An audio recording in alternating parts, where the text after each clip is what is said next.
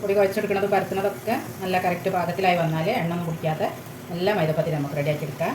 കണ്ടില്ലേ, ഒരു പൂ ഇടർന്നു വരുന്ന മാതിരി ആ ഒരു ഡിസൈൻ ഇങ്ങനെ വിടർന്നു വരും. ഹായ്, അസ്സലാമു അലൈക്കും. കോഴിക്കോടൻ സ്പെഷ്യലായ കണ്ണച്ചത്തിൻ്റെ റെസിപ്പിയാണ് ഇന്ന് ഷെയർ ചെയ്യുന്നത്. ഇത് ഏത് കറീൻ്റെ കൂടെയും നല്ല അടിപൊളി കോംബോ തന്നെയാണ്. നല്ലതിൻ്റെ ബെസ്റ്റ് കോംബോ എന്ന് പറയുന്നത് കോഴിക്കോടൻ സ്പെഷ്യലായിട്ടുള്ള കോഴി നിറച്ചതിൻ്റെ കൂടെ തന്നെയാണ്. അപ്പോൾ അതിൻ്റെ കൂടെയാണ് ഇന്ന് ഞാൻ സെർവ് ചെയ്യുന്നത്. അപ്പോൾ ഇത് ഈസി ആയിട്ട് എങ്ങനെ റെഡിയാക്കി എടുക്കുക എന്നുള്ളത് നല്ല പെർഫെക്റ്റ് ആയിട്ടുള്ളൊരു മൈദപ്പത്തിരി അല്ലെങ്കിൽ കണ്ണച്ചത്തിരി റെഡിയാക്കി എടുക്കുന്ന വീഡിയോ ആണ് കാണിക്കുന്നത്. അപ്പോൾ എന്നും പറയുന്ന മാതിരി തന്നെ വീഡിയോയിലേക്ക് പോകുന്നതിന് മുമ്പ് ഫസ്റ്റ് ടൈം കാണുന്നവർ സബ്സ്ക്രൈബ് ചെയ്ത് സപ്പോർട്ട് ചെയ്യാൻ മറക്കരുത്. കണ്ടുകൊണ്ടിരിക്കുമ്പോൾ വീഡിയോ ഇഷ്ടമാണെന്നുണ്ടെങ്കിൽ ലൈക്ക് ചെയ്യാനും ഷെയർ ചെയ്യാനും മറക്കരുത്. പണ്ട നിറയ്ക്കണം. ഉള്ളി നിറയ്ക്കുക. അതിൻ്റെ കൂടെ ഒരു മുട്ടയെ നിറയ്ക്കുക. മുട്ടയെ നിറച്ചെടുത്തിട്ട് കുറച്ചും കൂടെ ഒന്ന് ഇതിൻ്റെ മേലെ ഒരു ഉള്ളിൻ്റെ കൂടെ ഇട്ട് കൊടുക്കുക. അപ്പോൾ ഇത് ഞാൻ മുമ്പ് പറഞ്ഞാണ്, ഇത് കോഴിക്കോട് നോമ്പ് തുറൻ്റെ ഒരു എന്താ പറയുക, ഒരു ഒഴിച്ചുവിടാൻ പറ്റാത്തൊരു വിഭവം തന്നെയെന്ന് പറയാം കേട്ടോ. അപ്പോൾ ആ ചിക്കൻ നിറച്ചതിൻ്റെ ഒരു കോംബോ എന്ന് പറയുന്നത് കോഴിക്കോടിൻ്റെ കണ്ണച്ചത്തിരിയാണ്. കണ്ണച്ചത്തിരി എന്ന് പറഞ്ഞാൽ മൈദപ്പത്തിരി. അത് മൈദയിലാണ് റെഡിയാക്കി എടുക്കുന്നത്. അപ്പോൾ അതാ ഞാനത് റെഡിയാക്കി എടുക്കാനായിട്ട് ഒരു 4 കപ്പ് മൈദ എടുത്ത് വെച്ചിട്ടുണ്ട്. പിന്നെ ഇതിലേക്ക് പാകത്തിനുള്ള ഉപ്പും കൂടെ ചേർത്ത് കൊടുക്കാം. ആദ്യം നന്നായിട്ടൊന്ന് എല്ലാം കൂടെ ഒന്ന് യോജിപ്പിച്ചെടുക്കുക. അപ്പോൾ ഇത് മുമ്പ് കോഴി നിറച്ചത് ചെയ്തപ്പോൾ തന്നെ ഞാൻ പറഞ്ഞതായിരുന്നു ഈ മൈദപ്പത്തിരിൻ്റെ റെസിപ്പി ഷെയർ ചെയ്യാന്നുള്ളത്. പിന്നെ അതങ്ങനെ വിട്ടുപോയി കേട്ടോ, സോറി. അപ്പോൾ ഇങ്ങനെ നിങ്ങൾ റെഡിയാക്കി നോക്കുക. ഇതിലേക്ക് വെച്ച് കൊടുക്കുന്നത് നേരെ ചൂടുവെള്ളമാണ്. തിളച്ച വെള്ളം വേണ്ട, കുറച്ചൊരു ചൂടായിട്ടുള്ള വെള്ളം. അപ്പോൾ അത് ആദ്യം തന്നെ കൂടുതലായിട്ട് ഒഴിക്കരുത്, കുറച്ച് വെച്ച് കൊടുത്തിട്ട് മിക്സാക്കി എടുക്കുക. കാരണം ഇതിൻ്റെ ഒരു കുഴച്ച് വരുന്നതൊരു പാകമുണ്ട്, പരത്തുന്നതിനൊരു പാകമുണ്ട്, പൊരിച്ചെടുക്കുന്നതിനൊരു പാകമുണ്ട്. എല്ലാ പാകങ്ങളും റെഡിയായി വരുമ്പോഴാണ് നല്ല കറക്റ്റായിട്ടുള്ള മൈദപ്പത്തിരി തന്നെ ഒരു എന്താ പറയുക, എണ്ണയൊന്നും അധികം കുടിക്കാതെ നല്ല സ്റ്റൈലും പത്തിരി തന്നെ കിട്ടുക. അപ്പോൾ നമുക്കിനി ഇത് കൈ വെച്ചിട്ട് നന്നായിട്ടൊന്ന് കുഴച്ചെടുക്കാം.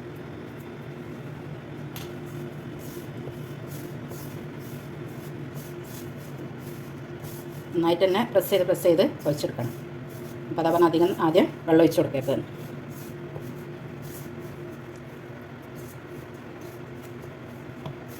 വെള്ളം ഒഴിച്ചൊക്കെ കൂടുതലായി പോയാൽ എണ്ണ അധികം കുടിക്കും. പത്തിരി ഉണ്ടാക്കുമ്പോൾ കറക്റ്റായിട്ട് ഉണ്ടാക്കിയാൽ എണ്ണ ഒന്നും അധികം കുടിക്കില്ല.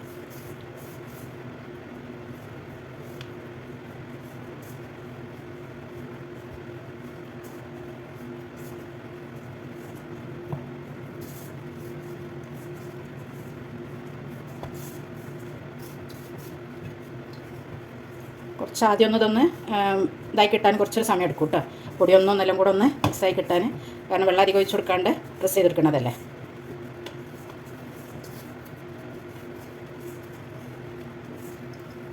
കുറച്ചുകൂടെ വലിയ പാത്രത്തിലാണ് ചെയ്യണമെന്നുണ്ടെങ്കിൽ നല്ല ഈസിയായിട്ട് ചെയ്യാൻ പറ്റുക. 2 കൈ കൊണ്ട് വെച്ചിട്ട് എൻ്റെ അടുത്തിപ്പോൾ വലിയ പാത്രം ഇവിടെ ഇല്ല.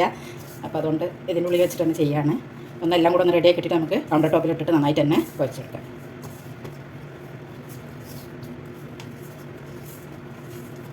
വേഗം മിക്സായി വരാൻ വേണ്ടിയിട്ട് വെള്ളം അധികം ചേർക്കരുത് കേട്ടോ.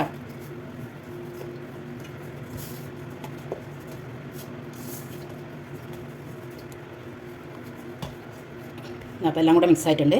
ഞാൻ കൗണ്ടർ ടോപ്പിൽ ഇട്ടിട്ട് നന്നായിട്ടൊന്ന് കുഴച്ചെടുക്കണം. നന്നായിട്ട് തന്നെ പ്രസ് ചെയ്ത് നല്ല സോഫ്റ്റ് ഡോ ആവണ വരെ കുഴച്ചെടുക്കണം. ഇപ്പോഴാണ് പത്തിരി നല്ല മൊരിച്ചിലും നല്ല കണ്ണൊക്കെ തെളിഞ്ഞ് വന്നിട്ട് സ്റ്റൈലായി വരുള്ളൂ. ഇത് എനിക്ക് ലാസ്റ്റ് ഞാൻ പൊരിച്ചെടുക്കുമ്പോൾ കാണാം. അപ്പോൾ ഇങ്ങനെ നന്നായിട്ട് തന്നെ കുഴച്ച് റെഡിയാക്കി എടുക്കട്ടെ. അപ്പോൾ കുഴച്ച് ഒരു ലെവലായി വന്നിട്ടുണ്ട്. ഇനി ഞാനിതിലേക്ക് 1 ടേബിൾ സ്പൂണും കൂടെ ഓയിൽ ചേർത്തെടുക്കുകയാണ്. ഒന്നുകൂടെ ഒന്ന് സോഫ്റ്റായി കിട്ടാൻ ഓയിലും ചേർത്തിട്ട് നന്നായിട്ട് കുഴച്ചെടുക്കുക. അപ്പോൾ ഇതാ പുറത്തെ ഭാഗങ്ങളൊക്കെ നല്ല സോഫ്റ്റായി വന്നിട്ടുണ്ട്. നമ്മൾ ഓയിൽ ഉള്ളിൽ ചേർത്തെടുത്ത് അതിനാണ് ഉള്ളിലെ ഭാഗം കൂടെ ഒന്ന് സോഫ്റ്റായി വരാൻ. കുറച്ച് ശക്തി ഉപയോഗിച്ചിട്ട് തന്നെ കുഴച്ചെടുക്കണേ, അപ്പോഴേ പൊടി നല്ല സോഫ്റ്റായിട്ട് വരുള്ളൂ.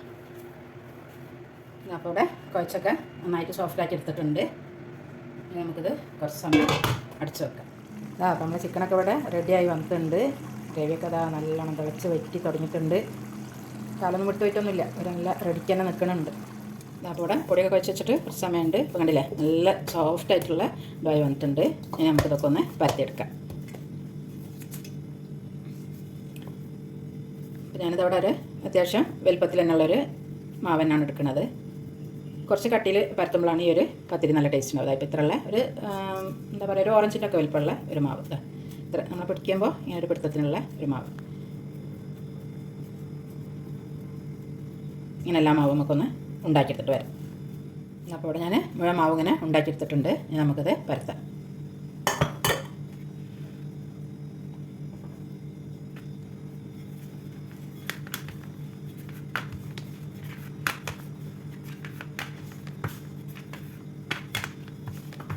ആദ്യം കുറച്ച് കനം കുറച്ചിട്ട് കുറച്ച് വലിയ പത്തിരി ആക്കിയിട്ട് ഒന്ന് പരത്തിയെടുക്കണം.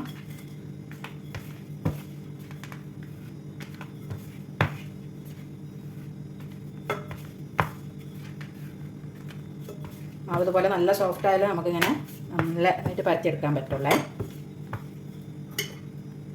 അതായത് ഇതിൽ നന്നായിട്ടൊന്ന് ഓയിൽ ബ്രഷ് ചെയ്ത് കൊടുക്കുക. എല്ലാ സൈഡിലും നന്നായിട്ടൊന്ന് ഓയിൽ ബ്രഷ് ചെയ്ത് കൊടുക്കുക. എന്നിട്ടിത് മടക്കി എടുക്കണേനുണ്ട് ഒരറ്റത്തുനിന്ന് ആദ്യം സെൻറ്ററിലേക്ക് ഇങ്ങനെ കൊണ്ടുവരിക. ഇനി അടുത്ത അറ്റത്തുനിന്ന് ഇത് രണ്ട് തമ്മിൽ ടച്ച് ചെയ്യരുത്. ഇങ്ങനെ കണ്ടോ ഒരു ഗ്യാപ്പ് ഉണ്ട്, ഇങ്ങനെ ആക്കി കൊണ്ടുവരിക. എന്നിട്ട് ഇതാ ഈ ഒരു എൻഡിൽ നിന്ന് ഇങ്ങോട്ട് കൊണ്ടുവരിക. അതേമാതിരി തന്നെ അടുത്ത എൻഡിലുള്ളതും ഇങ്ങോട്ട് എടുക്കുക. അതും തമ്മിൽ ടച്ച് ചെയ്യരുതേ. ഇവിടെ നിങ്ങൾക്ക് വേണമെങ്കിൽ കുറച്ച് ഓയിലൊന്ന് ചെയ്ത് കൊടുക്കുക. എന്നിട്ട് പിന്നെ ഇതാ ഇങ്ങനെ ഈ ഒരു അറ്റത്തുനിന്ന് സെൻറ്ററിലേക്ക് ഇങ്ങനെ കൊണ്ടുവരിക. ഈ അറ്റം സെൻറ്ററിലേക്ക് കൊണ്ടുവരിക. ഇത് അറിയാത്തവർക്ക് വേണ്ടിയിട്ടാണ് ഞാൻ ഇങ്ങനെ കാണിക്കുന്നത്. ഇതാ ഈ ഒരു പത്തിരി പരത്തിയെടുക്കണ വിധം. ആദ്യം നമ്മൾ ഈ ഒരു ഡിസൈനുള്ള ഭാഗം അത് തിരിച്ചിട്ട് വെക്കുക. എന്നിട്ട് ചെറുതായിട്ടൊന്ന് പരത്തിയെടുക്കുക. എന്നിട്ട് ഇതാ ഒരു ഏകദേശം ഇത്ര വലിപ്പമാകുമ്പോൾ അത് വീണ്ടും തിരിച്ചിടുക. എന്നിട്ട് ഈ പരത്തുന്ന സമയത്ത് നിങ്ങൾ എല്ലാ സൈഡും ഒരേ കനത്തിലായി വരാൻ വേണ്ടിയിട്ട് ശ്രദ്ധിക്കണേ. ഒരു ഭാഗം മാത്രം കനം കൂടുതലായിട്ട് അങ്ങനെ വരരുത്. അപ്പോൾ ഇതെത്ര വലിപ്പം ഭയങ്കര അധികം വലിപ്പത്തിലൊന്നും ആക്കണ്ട. ഏകദേശം ഒരു പത്തിരിൻ്റെ അറ്റം ഞാൻ കാണിച്ചു തരാം. ഇതുണ്ടോ ഒരു ഇത്രയൊക്കെ കനം വരുന്ന വിധത്തിൽ.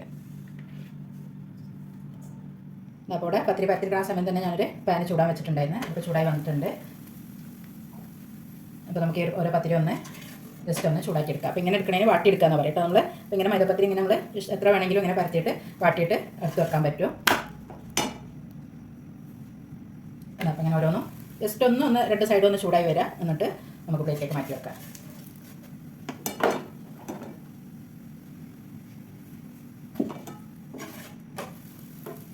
അപ്പോൾ ഇങ്ങനെ കോഴിക്കോടൊക്കെ അധികം എല്ലാ വീടുകളിലും ഇങ്ങനെ വാട്ടി വെക്കും കേട്ടോ. ഇങ്ങനെ വാട്ടി വെച്ചിട്ട് നമുക്ക് ഫ്രിഡ്ജിൽ വെക്കാൻ, ഫ്രീസറിലാണെന്നുണ്ടെങ്കിൽ നല്ല എയർടൈറ്റായിട്ടുള്ളൊരു ബോക്സിലോ അല്ലെങ്കിൽ ഇനി സിപ്ലോക്ക് ബാഗിലോ ഒക്കെ ആക്കിയിട്ട് ഫ്രീസറിൽ എടുത്ത് വെക്കാൻ പറ്റും കേട്ടോ. കുറേ ദിവസമൊക്കെ കുറച്ച് ദിവസമൊക്കെ നമുക്ക് ഫ്രിഡ്ജിൽ താഴെ തന്നെ എടുത്ത് വെക്കാൻ പറ്റും. അപ്പോൾ എന്താണെന്ന് വെച്ചാൽ ഇങ്ങനെ വാട്ടി വെക്കുന്നത് ഈ ഒരു പത്തിരി ചൂടോടെ തന്നെ കഴിക്കുമ്പോഴാണ് നല്ല ടേസ്റ്റ്. അതായത് നമ്മളിപ്പം വീട്ടിലൊക്കെ റെഡിയാക്കുകയാണെന്നുണ്ടെങ്കിൽ ബാക്കിയെല്ലാം ഡൈനിങ് ടേബിളിൽ റെഡിയാക്കുമ്പോൾ ആ ഒരു സമയത്താണ് പത്തിരിയും കൂടെ ഒന്ന് പൊരിക്കാനായിട്ട് വെക്കുന്നത്. അപ്പോൾ ചൂടുള്ള എണ്ണയിലേക്ക് ഇട്ടിട്ട് പെട്ടെന്ന് ഇങ്ങനെ പൊരിച്ചെടുക്കും.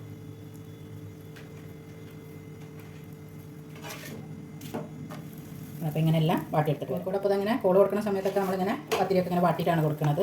പിന്നെ കോൾ കൊടുക്കണതിൻ്റെ ആ ഒരു ഇതിനും പത്തിരിൻ്റെ എണ്ണത്തിനൊക്കെ ഉണ്ട് കേട്ടോ ഓരോ പ്രത്യേകത. ഒരു കോഴി നിറച്ചതിൻ്റെ കൂടെ മുമ്പൊക്കെ 5 പത്തിരിയായിരുന്നു വെക്കൽ. ഇപ്പോൾ അത് 4, 3 അങ്ങനെയൊക്കെ ആയിട്ടുണ്ട്. പിന്നെ പുതുമോടിയിലുള്ള പുതിയാപ്പിളുടെ വീട്ടിലേക്ക് കുറച്ച് കൂടുതൽ തന്നെ, അതായത് ഞാൻ പറഞ്ഞില്ല ഒരു സ്പ്രിംഗ് കോഴിയാണ് നിറയ്ക്കുക. അപ്പോൾ അതൊരു 10, 15 എണ്ണം 20, 25 ഒക്കെ ഓരോ കണക്കാണ് അങ്ങനെയൊക്കെ കൊടുക്കണുണ്ട്. അപ്പോൾ അതിനനുസരിച്ചുള്ള പത്തിരിയും കൂടെ ഇങ്ങനെ വാട്ടി കൊടുക്കും. കാരണം ചൂടോടുകൂടി പൊരിച്ചെടുക്കുമ്പോഴാണ് ടേസ്റ്റ്. അപ്പോൾ അതുകൊണ്ട് തന്നെ ഇങ്ങനെ വാട്ടിയിട്ടാണ് കൊടുക്കാറ്. അപ്പോൾ ഇതൊക്കെയാണ് കോഴിക്കോട് കോളിൻ്റെ എന്താ പറയുക പെരുമകളും അതിൻ്റെ വിശേഷങ്ങളൊക്കെ. അപ്പോൾ നിങ്ങളിങ്ങനെയൊക്കെ ഒന്ന് പത്തിരി റെഡിയാക്കി നോക്കുക. ഞാനിപ്പോൾ ഈ ഒരു പത്തിരിയിൽ നിന്ന് മൈദ മാത്രം എടുത്തിട്ടാണ് ചെയ്തിട്ടുള്ളത്. മൈദയും ഗോതമ്പും കൂടെ മിക്സ് ചെയ്ത് ചെയ്യുന്നവരുണ്ട്. പക്ഷേ ഇങ്ങനെ ചെയ്യുമ്പോഴാണ് ഇതിൻ്റെ തനതായ കോഴിക്കോടൻ കണ്ണിച്ചത്തിരി അല്ലെങ്കിൽ മൈദപ്പത്തിരി എന്ന് പറയുന്നത് ഈ ഒരു സ്റ്റൈലിലാണ്. അപ്പോൾ നമ്മൾ പരത്തിയെടുത്തതിൻ്റെ ആ ഒരു ഇതിനാണ് ഒരു ഡിസൈനൊക്കെ കണ്ടില്ലേ ഇങ്ങനെ ചൂടാകുമ്പോൾ വിടർന്ന് വരുന്നത്. ഇത് പൊരിച്ചെടുക്കുമ്പോഴും അതുപോലെ തന്നെ ഡിസൈനൊക്കെ നന്നായിട്ട് തന്നെ വിടർന്ന് വരും. അപ്പോൾ മൈദപ്പത്തിരി ഫ്രൈ ചെയ്തെടുക്കാനായിട്ട് ഞാനിതാ ഒരു പാനിൽ ഓയിൽ റെഡിയാക്കി വെച്ചിട്ടുണ്ട്. ഇതാ നന്നായിട്ട് ചൂടായി വന്നിട്ടുണ്ട്. ആ ഒരു സമയത്ത് നമ്മൾ ഈ ഒരു ഡിസൈനുള്ള ഭാഗമില്ലേ പരത്തി വന്നപ്പോൾ ഡിസൈനുള്ള ഭാഗം അത് ആദ്യം അടിയിലേക്കായിട്ട്. അപ്പോൾ ഫ്ലെയിം നമ്മളെപ്പോഴും ശ്രദ്ധിക്കണം, ഒരു മീഡിയം ടു ഹൈയിലാക്കിയിട്ട് തന്നെ വെച്ച് കൊടുക്കണം. ലോ ഫ്ലെയിമിൽ ചെയ്യരുത്. ലോ ഫ്ലെയിമിൽ ചെയ്താൽ എണ്ണ കുടിക്കും. എന്നിട്ടൊന്നിങ്ങനെ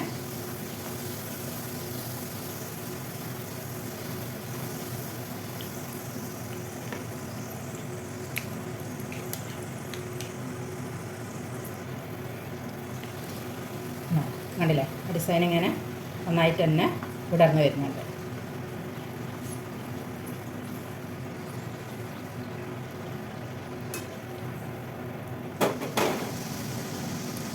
തീരെ എണ്ണയൊന്നും കുടിക്കാതെ കറക്റ്റ് ഇതിൽ കിട്ടുന്നുണ്ട് കേട്ടോ നമുക്ക്. കോഴി നിറച്ചതും കണ്ണച്ചത്തിരിയൊക്കെ റെഡി ആയിട്ടുണ്ട്. അപ്പോൾ ഈ ഒരു കോഴി നിറച്ചതിൻ്റെ വീഡിയോ ഞാൻ മുമ്പ് അപ്ലോഡ് ചെയ്തിട്ടുണ്ട്. കാണാത്തവർക്കായിട്ട് ലിങ്ക് ഡിസ്ക്രിപ്ഷനിൽ കൊടുക്കുക. അപ്പോൾ ഇങ്ങനെ നിങ്ങളൊന്ന് ട്രൈ ചെയ്ത് നോക്കാം കേട്ടോ.